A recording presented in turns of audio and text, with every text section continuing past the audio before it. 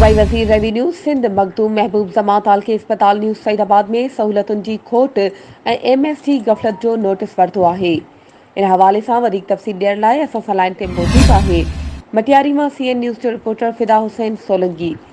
जी फिदा हुसैन, छा तफ़सील आहिनि? जीअं त तव्हांखे आगाही ॾींदो हलां त सूबाई वज़ीर रेवेन्यू सिंध मखदूम महबूब ज़मात के अस्पताल न्यू सैदाबाद में सहूलतुनि जी खोट ऐं एमएस जी ग़फ़लत जो सख़्तु नोटिस वठी छॾियो आहे।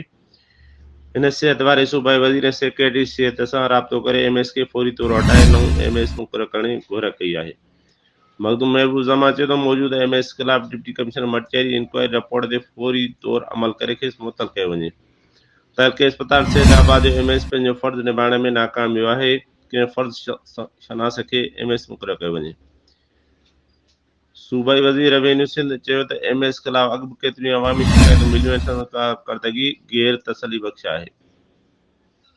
हिन चयो त सभई ऑफिसर पंहिंजी कारकर्दगी सुधारीनि ऐं ग़फ़लत ते सख़्तु एक्शन खंयो वेंदो। जी फिदा हुसैन, तफ़सीलनि खां आगाह करण जे लाइ अव्हां जी महिरबानी।